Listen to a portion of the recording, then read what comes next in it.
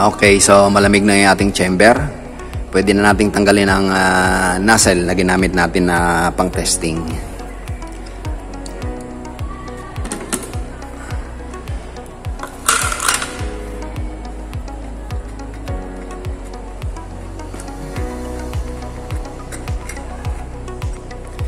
Okay, so ito lang ang kanyang itsura.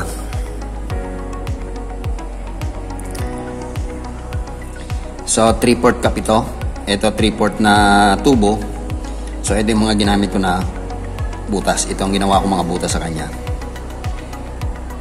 Tignan nyo na lang kung anong itsura niyan. Meron siyang yellow at saka orange flame. Pero pag sinasalangan, nawawala din naman.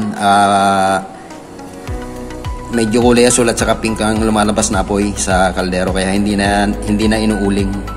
So yan ang alternate na pattern.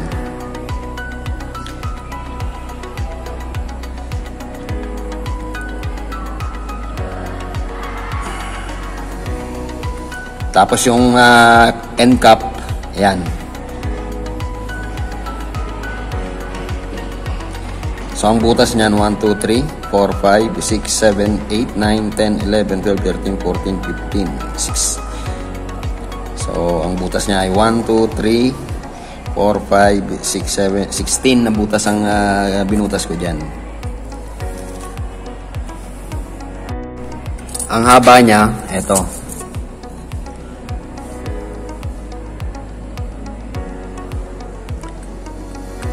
Mula sa pinakadulo ng nozzle. So 3 and 1/4 o 1 inch ang haba nito. Okay, just in case na i-repair ko to, sisimulan ko to rito sa ilalim. Either na magbabawas ako ng butas dyan. Pagka meron pa ring orange, sunod na layer naman. Ganun ako mag-repair. Tapos pagka meron pa rin, sunod na layer pa rin. So ganun lang ang technique ko sa pag-repair. Pero for the meantime, hayaan ko na lang muna siya kasi satisfied naman ako sa performance niya.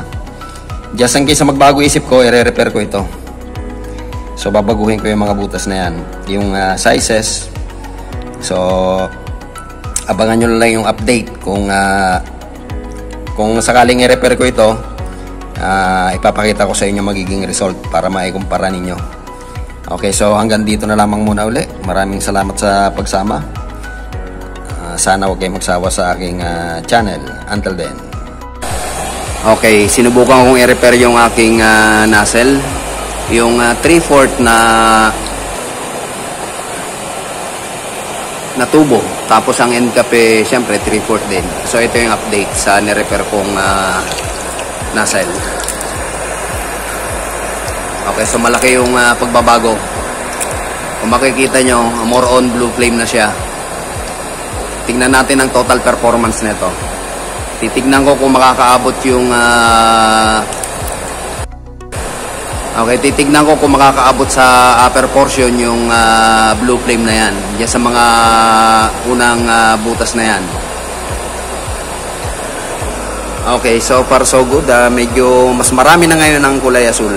Mas marami na ang blue flame. So antay-antayin natin. Ayan, parang napapansin ko nagsisimula nang magkaroon ng blue flame sa upper portion.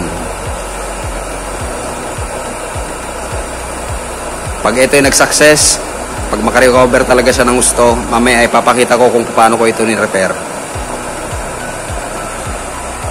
Okay, so antay-antayin na natin ang kanyang performance, ang kanyang total performance, kasi kasasalang ko pa lang yan. Parang magandang resulta ng pagre-repair ko sa kanya. Nagkakaroon lang yan ng orange kasi medyo hinahangin tong lugar na to. Pag nalalagyan ng hangin sa loob, nagbabago siya ng performance. Nagkakaroon ng orange. Okay, so far so good. Okay naman ang performance. May kaunting sumisirit na sa ibabaw. So antayin pa natin yung kanyang total performance. Titignan ko kung gaano ka-effective yung pagre-repair ko nito, at saka para makita nyo kung paano ko siya ni-repair na ma-produce na blue flame. Okay, for the meantime, nagpapainit pa siya kaya hindi pa niya maibigay yung total performance.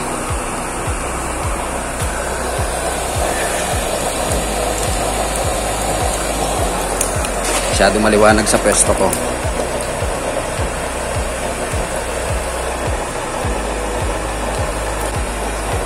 Parang okay naman yung pagkaka-repair ko.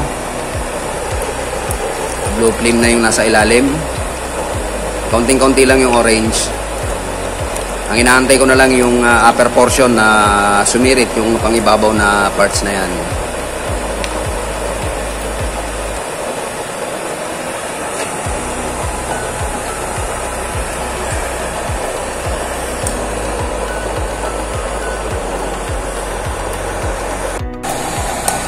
Okay, susubukan ko munang salangan ng kaserola. Tingnan natin kung mabilis ang pagpapalabas ng upper portion ng mga jet na yan. Kundi na, lumalabas na ng paunti-unti. Para ma-pressurize siya, lalagyan natin ng kaserola.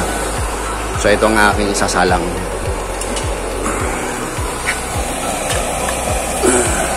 Medyo mataas pa yan. Pero mamaya-maya tatanggalin ko yan. Titignan natin kung anong performance kapag mas mababa yung nakasalang.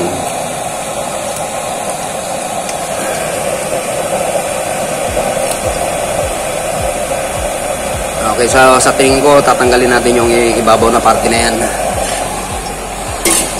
Tanggalin muna natin ito. Kaya baka naman yung carbon nito ang problema. Kasi hindi ko pa kinakalikot ang loob nito. Tingnan natin ang performance pagka kinalikot natin yung carbon. Baka carbon formation lang ito.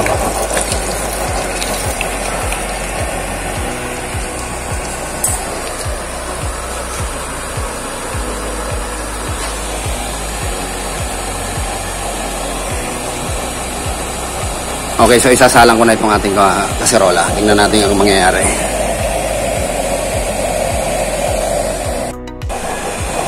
Okay, so update tayo. Ito yung nozzle ko na 3/4 na nirepair ko ngayon. Dati talagang maraming orange yan.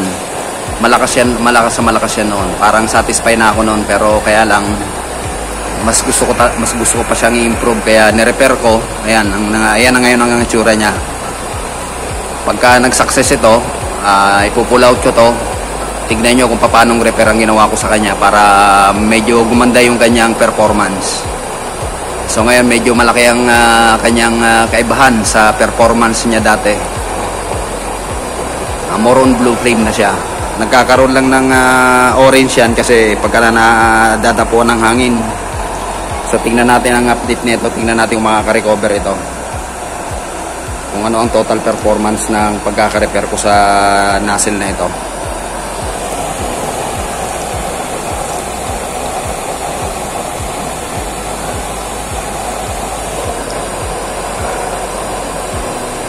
Painitin lang natin ang gusto. Tingnan natin kung maibigay niya yung kanyang total performance.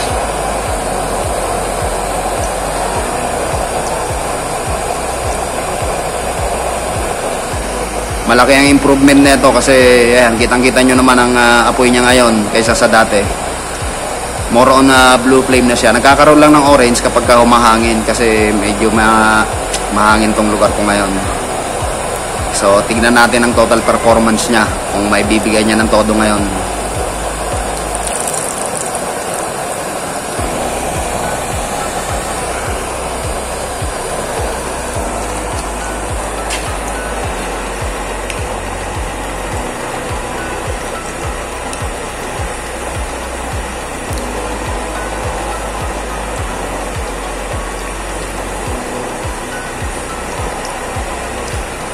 Yan, nagsisimula pa lang uminit yung ating chamber. Antayin natin na sumirit yung ibabaw na yung end cap nya, yung nilagyan ko ng mga rivet. Tingnan natin kung makakasirit yan ngayon.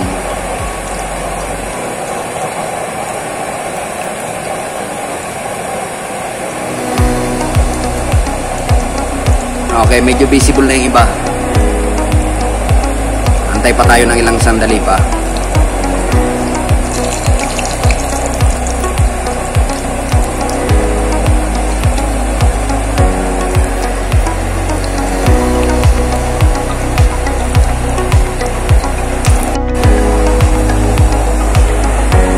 Okay, so medyo visible na yung blue flame sa ibabaw ng ating sa ibabaw na portion niya. So painitin lang muna natin, then sasalangan natin ng kaserola. Ayan, pagka humahangin talaga siya, Pero nakikita nyo naman pagka nawawala yung hangin, bumabalik siya sa normal operation, nagiging blue flame din siya. So visible na yung ibang laser flame sa ibabaw. So subukan natin salangan ng kaserola. Tingnan natin yung performance nito. So yan, asul na yung nasa loob.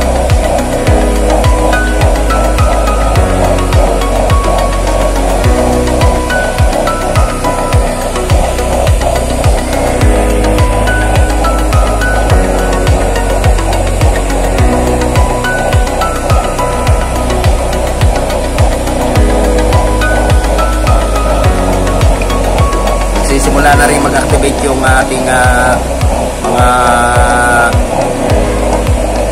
butas sa ibabaw ng ating end cap. Okay, subukan natin taasan yung kalang nito.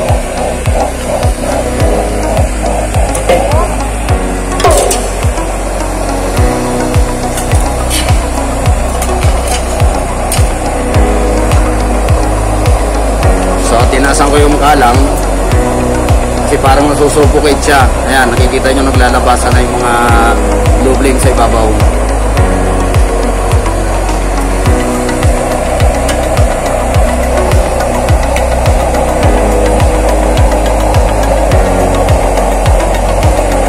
Okay, so nag-activate na yung ating mga butas sa ibabaw ng ating end cap.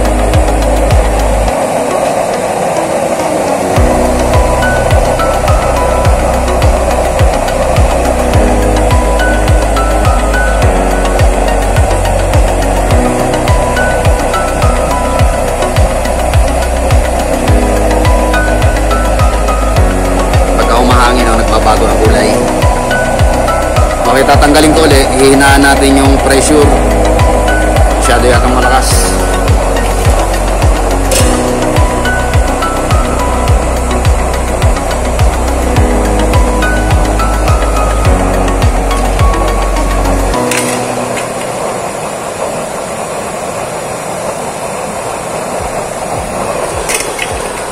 Subukan muna natin ilagay sa kalahati. Sa pagkakalahati, yan ang performance niya.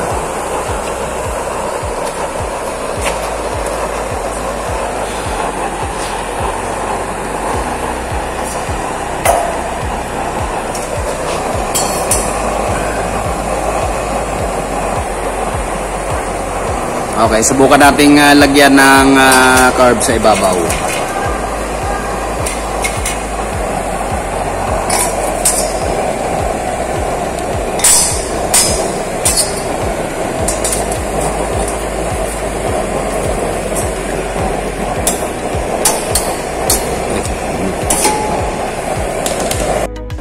Okay, gusto pala ng nozzle na to ay may carb sa ibabaw.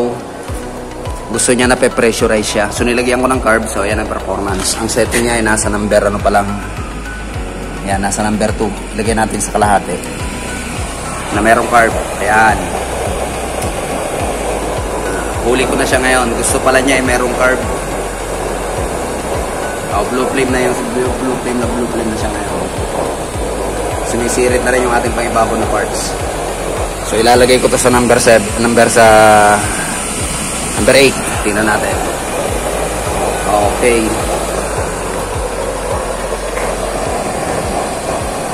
Nahuli ko na gusto ng nozzle na ito. Gusto niya may carb sa ibabaw. Kaya sumisirit na yung mga ibabaw na portion, no?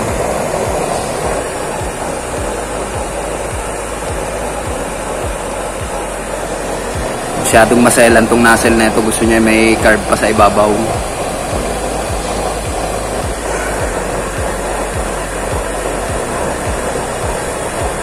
Kasi medyo na babawasan yung pagpasok ng hangin. Kaya nilagyan ko ng carb. Subukan nating salangan ito. Ayan, blue flame na talaga siya.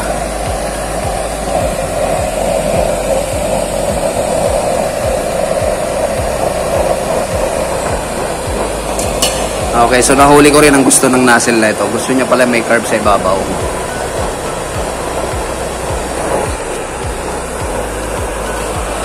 Subukan kong ibaba yung kanyang pressure. Ilalagay natin sa number number 4. Para mahuli natin talaga ang gusto niyang kuan.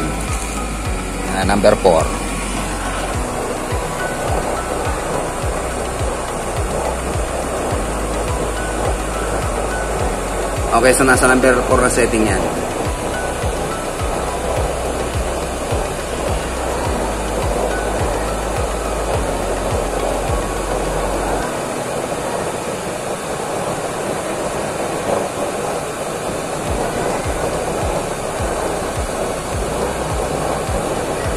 Ito todo ang kanyang sa number 9.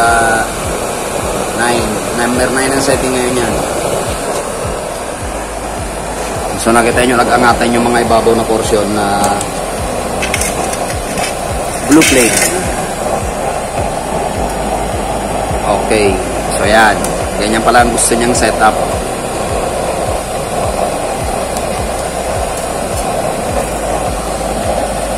Ayan. Gusto pala niya ganyang setup.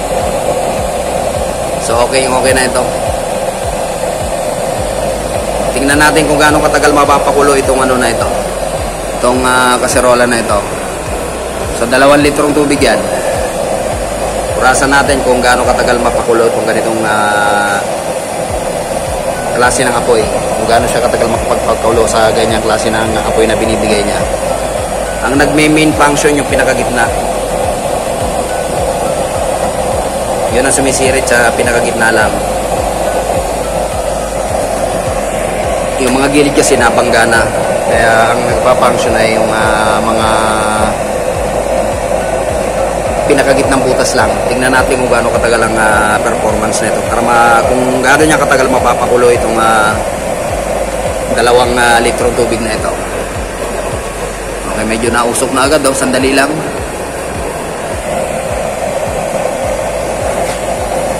Ganito pala ang gusto niya setup. Nahuli ko rin ang gusto nito. Gusto pala niya ay merong carb.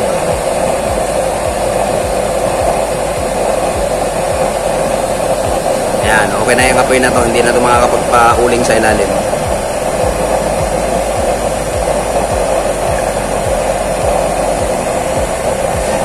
So tingnan natin kung ilang minutes bago niya mapakulo yung 2 litrong tubig na yan.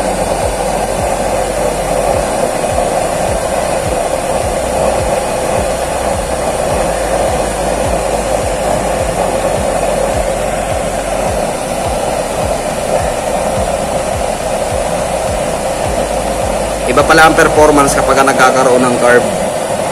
Nag-iipon-ipon yung mga apoy sa gilid, then natutok lahat sa gitna, papunta lahat sa gitna ang direksyon. No?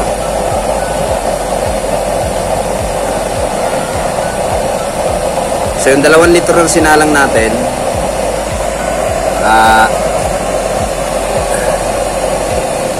medyo nausok-usok na agad. Wala pang 3 minutes. So okay rin ang performance nito. Nahuli ko rin ang kanyang gusto. Ganyan pala ang kanyang setup na kinakailangan. Gusto niya merong curve.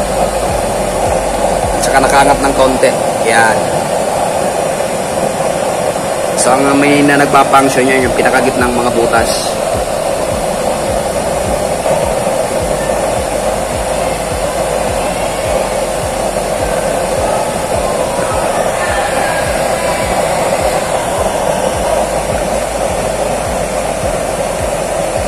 Para nag-iipon-ipon sa gitna yung mga apoy. Yung galing sa gilid, napunta sa gitna. Tapos yun. Tapos sinasamahan pa ng pwersa ng nasa gitna mismo. So malapit na yata. Ayun o.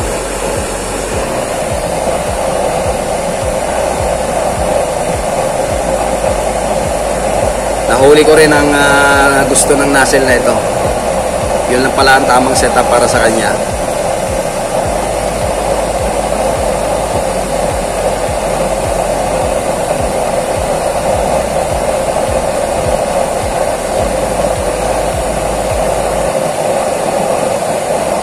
For the meantime, sinarado ko muna yung ating valve. Ayan, konti na lang ang level niyan. Mamaya ko pa yan lalagyan ng nakita nyo nakalutang na yung isang tubo. Ibig sabihin, kung gaano karami yung level na nandiyan dyan, yun na lang ang laman sa kwan. Hindi na ako nagdagdag pa ng fuel dyan.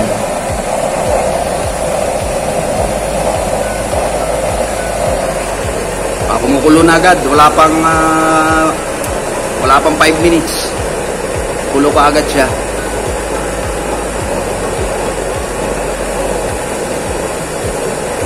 Parang 4 minutes nga lang yata yun. Okay, so kulo agad siya.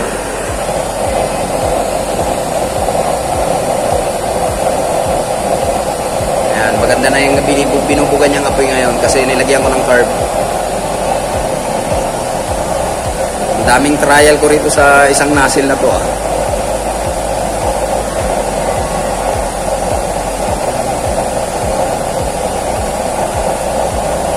Hindi na ako magdadagdag ng kuwan ng nanlangis sa'yo, nakasarado yung ating kuwan. Yung ating tangke.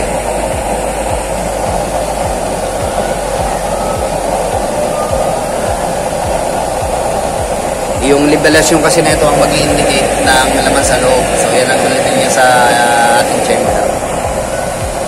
No, so para okay pa naman ang kanyang performance.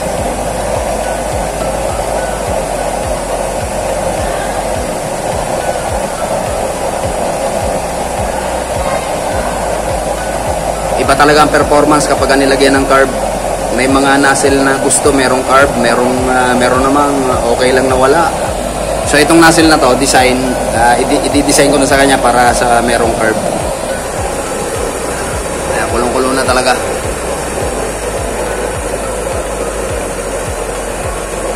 Malakas din ang bulwak na ito.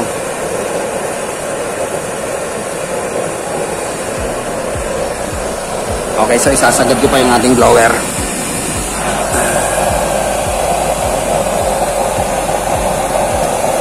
So nilagay ko sa maximum. Pero nag-iwan lang ako ng konting percent para hindi talaga total maximum. Ayan, lakas ng bumulwak.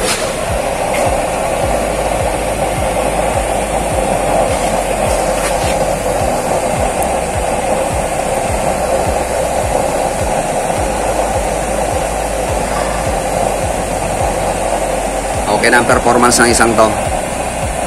So ubusin ko na lang yung ano na yan, yung laman niya sa chamber kasi may balak pa akong gawin dito. So ito ngayon na nadagdag sa kanya. Ayan yung carb, nagawa na ako ng carb kanina. Then na-repair ko yung nozzle na 3/4 ang diameter. Mamaya palalamigin ko uli yan, then ipupull out ko yung nozzle. Tignan nyo kung paano ko siya ni-repair para mapalabas na blue flame ang kanyang output. Dati kasi talagang orange na lumalabas yan eh.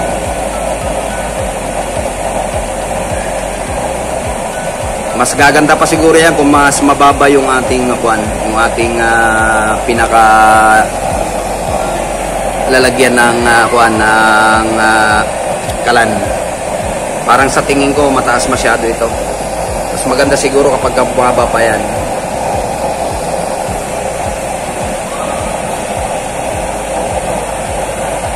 Pero okay naman, parang satisfied na rin ako rito sa performance ng isang ito. Kasi ang main target ko mag-function yung pinakagitnang mga butas. So ayun, nakikita nyo, nagpa-function yung mga gitnang butas. Okay, so malakas din ito. Wala pang mahigit ng siguro 4 minutes yun. Napakulo natin yung 2 litrong tubig. Kaya okay na rin ito. Katamtaman lang yung kanyang lakas. Subukan natin hinaan niya. Nilagay natin sa setting na number 5.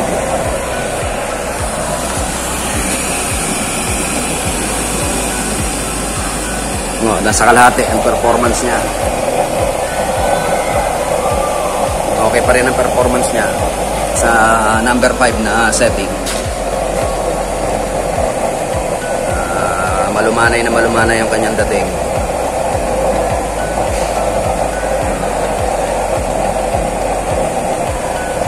Number 5 ang setting niyan. Subukan pa kaya natin ilagay sa number 3.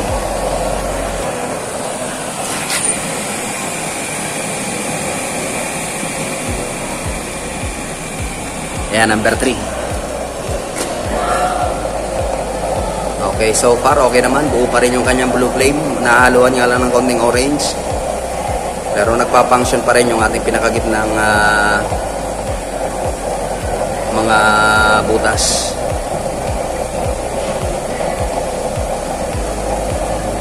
Masyado lang maaraw ngayon kasi masyado lang maliwanag kasi alas 11 ngayon dito sa lugar namin. Okay, so far okay pa naman ang performance niya. Pwede pa rin siya sa setting na number 3. Tuloy pa rin yung pagkulo niyan. Buo pa rin yung kanyang mga blue flame na sumisirit. Okay, itatry natin i-set sa number 2. Ayan, number 2 ang setting niya. Tingnan natin kung anong performance ng number 2.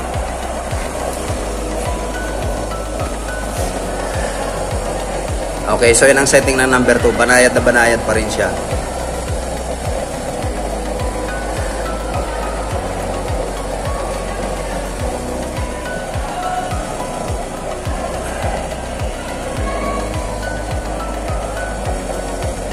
Pagka ang pinakukuluan natin ay kumulo na, ang halimbawa nagsasaing tayo o nagpapakulo, pag kumulo na, hinaan na natin yung apoy kasi hindi na magbabago ang temperature noon. Mag-i-stay na lang siya sa 100 degrees Celsius. Kahit palakasan natin ang blower o ang ating puwersa ng apoy, hindi na magbabago ang temperature ng tubig na pinakukuluan natin. Ayan, tamang-tama na yan. Yung na yan. So, nasa number 2 yan. Okay, so itry kaya natin sa number 1. Lagyan natin sa number 1. Ayan, number 1. Halos wala nang ingay. Halos hindi na marinig ang pan. Tahimik na talaga. So yan ang setting ng number 1. Hindi pa rin namamatay. Continuous pa rin yung kanyang operation. Nagbabaybay yung apoy na galing sa yung bumabangga sa carb. Tapos yung ating nozzle sa gitna, ayun, tuloy pa rin sa pag-sirit. So nakuha ko rin ang gusto ng nozzle na ito. Ang gusto niya, ano lang, mayroong carb. May kinakapagawa ko kanina ng carb na ito. Hindi naman nagbabagay yung ating carb, okay lang. So yan ang performance kapag number 1. Banayad na banayad siya, pero blue flame pa rin. Nahaluan niya lang ng konting orange kasi syempre nalalagyan na niya ng konting oxygen.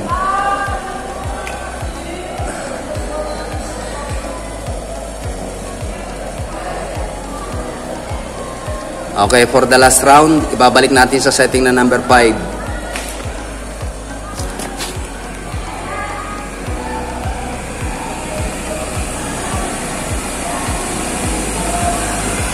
Okay.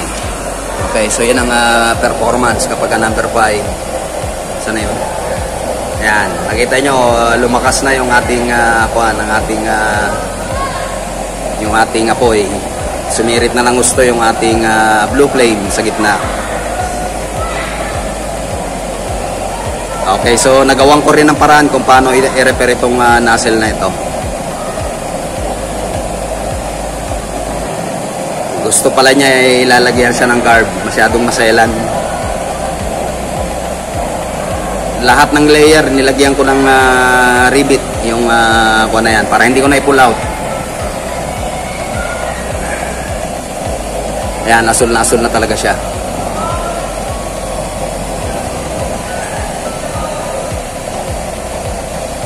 So malakas din ang pagpapainit niya. Kanina yung 2 litrong tubig, hindi na inabot ng 5 minutes, mahigit lang siya 4 minutes, kumulo na kagad.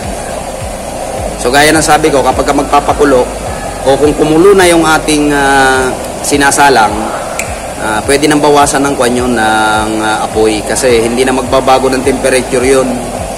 Kasi ang tubig, ang kaya lang niyang abutin na pinaka-highest na init ay 100 degrees Celsius lang. Hindi na yan lalampas pa ron. Yun ang pinaka-maximum na init na may bibigay ng tubig. Okay, so success yung pag-re-repair ko nito. Hindi rin nasayang yung aking pagod. Grabe ang repair na ginawa ko dito.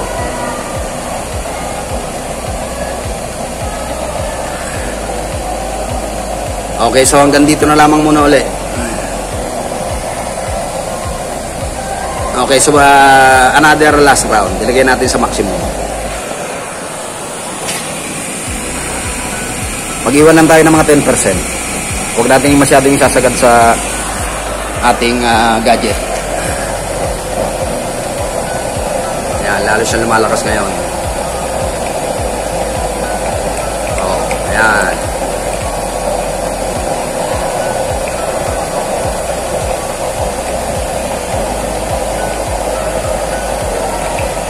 Okay, so hanggang dito na lamang muna uli. Maraming salamat sa pagsama. At nagkaroon kayo ng idea na ganito pala ang ibang mga nozzle. Pag nalalagyan ng carb, nagbabago ng performance.